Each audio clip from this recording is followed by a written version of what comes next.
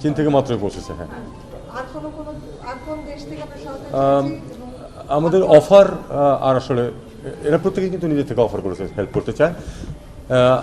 আর কোনো অফার নেইও এবং আসলে আমাদের এর চেয়ে আর বেশি প্রয়োজন নেই। আমাকে হেলথ অ্যাডভাইজার মহোদয় যেটা বলেছেন যে আসলে আমাদের এক্সপার্টিস আছে, আমরা সবাইকে একসাথে করে নিয়ে আসছি এবং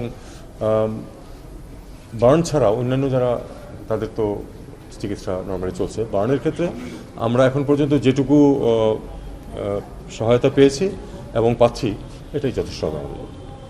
আমাদের আরেকজন প্রতিবেশী দেশ পাকিস্তান থেকে কোনো সহায়তা না, এক্ষেত্রে তারা কোনো কিছু বলেনি আমাদেরকে। মাননীয় অ্যাডভাইজারের বাইরে আমরা দুটো বিষয় জানা আছে। একটা হচ্ছে ইউএস এর সাথে বাংলাদেশের নন ডিসক্লোজার এগ্রিমেন্ট করেছে, এটার কোনো প্রেক্ষাপট আছে কিনা, কেন এটা করতে গেলাম আমরা, আর কোনো দেশের সাথে আছে কিনা, এটা আমাকে বরং জিজ্ঞেস না করে আপনারা যারা নেগোশিয়েট করছে তাদেরকে জিজ্ঞেস করেন, কারণ নেগোসিয়েশন এখনো শেষ হয়নি, আপনারা জানেন সেটা। মাঝপথে আমি একটা কথা বলা উচিত হবে না যেটা কোনো সমস্যার সৃষ্টি করতে পারে নেগোসিয়েশন প্রসেসে। কাজে এটা যারা নেগোসিয়েট, পররাষ্ট্র মন্ত্রণালয় অন্ধকারে এই নেগোসিয়েশনের ব্যাপারে না অন্ধকারে না, কিন্তু নেগোসিয়েশন যখন চলছে মাঝপথে কোনো কিছু ডিসক্লোজ করা তো পররাষ্ট্র মন্ত্রণালয়ের দায়িত্ব না। বাট ডিলটা তো হয়ে গেছে। আপনারা বরং কয়েকদিন দেরি করুন না। আরেকটা বিষয় হচ্ছে এই মন্ত্রণালয়ে আমরা জানি এক্স ডিপ্লোম্যাট শফিউর রহমানকে নিয়োগ করা হয়েছিল specialized with executive authority, executive power, এবং আমরা যতটুকু জেনেছি you are not welcoming the appointment, এটা কতটুকু সত্য? এরকম কোনো কথা তো আমি বলিনি। ব্যাপারটা হলো যে উনি এখনো জয়েন করেননি এবং জয়েন এখানে করবেন নাকি তাকে অন্য কোনো দায়িত্ব দেওয়া হবে এটা এখনো নির্দিষ্ট হয়নি। কিন্তু আপনি ওয়েলকাম করেছেন কিনা এই অ্যাপয়েন্টমেন্ট? আমি এটুকু বলতে পারি যে সুফিউর রহমানকে কিন্তু চিফ অ্যাডভাইজারের সাথে পরিচয় আমি করিয়ে দিয়েছিলাম। এখানে থামি আমরা এটা নিয়ে বলো। ডিজাইন, এলিগেন্স, বিউটি, সেরা পণ্য সবার জন্য জেভিকো।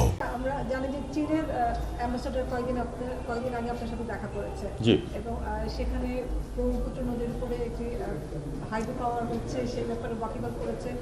চীনের যে আশ্বস্ত সেটাতে আমরা আশ্বাসে আমরা আশ্বস্ত কিনা। আমরা জানি যে যে কোনো ড্যাম আপস্ট্রিমের নদীর উপরে কোনো হাইড্রো পাওয়ার বা ড্যাম হলে সেখানে জীববৈচিত্র্য বা নদীর যে নর্মাল ফ্লো আছে সেটি ব্যাহত হয়, পানি উইথড্র করবে না সেটা তারা প্রতিশ্রুতি দিচ্ছে। সেই আশ্বাসে আমরা আশ্বস্ত কিনা, আর নাকি আমরা অন্য ফার্দার বিশেষজ্ঞদের সাথে আলাপ করব, তাদের আরও কিছু জানতে চাইবো। ইতিমধ্যেই ভারত বলছে অরুণাচলে তারা আরেকটি বাঁধ তৈরি করবে। আমাদের নদীগুলো আমাদের দেশের উৎস শুরু না, এবং সেই নদীগুলোর উপরে বিভিন্ন স্ট্রাকচার তৈরি হয়েছে এবং হতে থাকবে। আমরা সেটা ঠেকাতে পারবো না। আমাদেরকে দেখতে হবে যে এতে করে আমাদের উপরে ক্ষতি যাতে না হয়, যদি হয় সেটাও যেন খুব সীমিত থাকে, এটা আমাদের চেষ্টা চালু থাকবে এবং আমরা সেভাবে এটাকে দেখব। চীনের রাষ্ট্রদূত এসেছিলেন, আমার সাথে কথা বলেছেন, উনি আমাকে এক্সপ্লেন করেছেন যে তারা এটা ঠিক ওই যে একটা বাঁধ দিয়ে যে হাইড্রো পাওয়ার যেটা করার সিস্টেম ওইটাতে তারা যাচ্ছে না, এটা নতুন টেকনোলজি তারা বের করেছেন। অনেকটাই ওই কয়েক ধাপে তারা এটাকে ব্যবহার করবেন পানির প্রবাহটাকে, এবং নিশ্চয়তা দিয়েছেন যে কোনো ধরনের কোনো ইরিগেশন এলিমেন্ট নাই এটাতে, এবং কোনো পানি উইথড্রয়ালের কোনো পরিকল্পনা বা কোনো প্রোগ্রাম এটার মধ্যে নেই। কাজেই আমাদের এ নিয়ে বিচলিত হওয়ার কোনো কারণ নেই। আমাকে শেষ করতে চান। তো আমাদের অবস্থানটা আমি এ পর্যন্ত যেটুকু তাকে জানিয়েছি সেটা হলো যে আমরা চাই যে হাইড্রোলজিক্যাল তথ্য আদান প্রদান হোক বিশেষজ্ঞদের মধ্যে, এবং সেটা বিচার বিবেচনা করা হোক। তার মানে এই না যে তারা তাদের ড্যাম নিয়ে এগিয়ে যাবে না। আমাদের ক্ষতি যাতে মিনিমাম হয় অথবা যাতে না হয় আমরা সেই চেষ্টাই করতে থাকবো। এখানে ভারতেরও স্বার্থ আছে, ভারতও বিষয়টাকে দেখছে।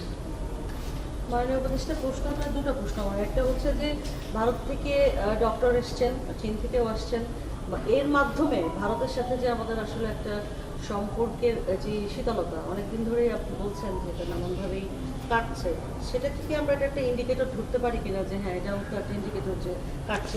এটাকে আমরা এইভাবে দেখি, এটাকে এইভাবে দেখি যে আমরা তো সবসময় চেয়েছি যে আমি আপনাদেরকে ডে ওয়ান থেকে বলেছি আমরা তাদের সাথে ভালো সম্পর্ক চাই, good working relation on the basis of reciprocity and mutual respect. আমাদের এই অবস্থান অটুট আছে। আমরা কিন্তু তাদের সাথে ভালো সম্পর্ক চাই না এই ধরনের কোনো কথা কিন্তু কখনো কেউ বলেনি, আমি বা আমাদের সরকারের কেউই কথা বলেনি। এবং আমাদের যে কার্টসিগুলি আছে সেগুলি আমরা করেছি, যেমন আম আদান প্রদান হয়েছে এই অঞ্চলে বেশ কিছু। আর এর বাইরে যে এই ঘটনা ঘটার পরে যে যে দেশগুলো আমাদেরকে সহায়তা দিতে চেয়েছে, হেল্প করতে চেয়েছে, তাদের মধ্যে ভারত একটি, এবং তাদেরকে আমরা বলেছি যে আমরা তথ্য নিয়েছি আমাদের মাননীয় ইউনিটের কাছ থেকে তাদের কী প্রয়োজন, তারা যা বলেছেন সেই অনুযায়ী আমরা তাদেরকে জানিয়েছি। তারই প্রেক্ষিতে দুজন ডাক্তার, দুজন নার্স এসেছেন, যেটুকু তাদের সেবা দেবেন। এটা দেখুন, পিপল টু পিপল কন্ট্যাক্ট তো সবসময়ই ভালো, এবং এটা তো এক ধরনের পিপল টু পিপল কন্ট্যাক্ট। আমি মনে করি যে এটা একটা পজিটিভ জিনিস। আরেকটা প্রশ্ন ছিল আমার, যে মানবাধিকার অফিস, জাতিসংঘের মানবাধিকার অফিসটা তো হচ্ছে শেষ পর্যন্ত, এবং মিশন হচ্ছে শেষ পর্যন্ত, এবং বিশেষজ্ঞরা আসলে এটা নিয়ে এখনো এক ধরনের কি বলবো, এক ধরনের নেগেটিভ কথাবার্তা তারা বলছেনই, যে এই অফিসটা বাংলাদেশে হওয়া মানে কি ঘটতে পারে, সেটা তারা বারবারই নানানভাবে নানান জায়গায় বলছেন। আপনাদের আর কোনো মতামত আছে কিনা? এর আগে বলেছিলেন আপনি যে 3 বছরের জন্য হচ্ছে, এরপরে চাইলে এটাকে সরায়ও দেওয়া যেতে পারে। হ্যাঁ, এমনিতেই 2 বছর পরে রিভিউ হবে, আর তারপরে 6 মাসের নোটিশ দিয়ে যে কোনো সময় এটাকে সরিয়ে দেওয়া যাবে, সেটা আমার মনে হয় না সেই ধরনের পরিস্থিতি সৃষ্টি হবে। কারণ আমরা তো আমাদের নিজেদের স্বার্থ দেখেই কিন্তু কাজটা করেছি। তাদের প্রস্তাবের উপরে তো আমরা যে একটা এগ্রিমেন্ট সই করে দিয়েছি তা না। আপনারা এটাও জানেন যে দীর্ঘ সময় নিয়েছি আমরা দীর্ঘ সময় নিয়েছি, এবং আমাদের স্বার্থ যাতে ক্ষুণ্ণ না হয় সেটা দেখেই আমরা করেছি। দেখুন, বিশেষজ্ঞদের প্রতি আমার পূর্ণ শ্রদ্ধা আছে, তারা তো এটা বিভিন্ন প্রোজ এন্ড কনস সেটা বিবেচনা করবেন।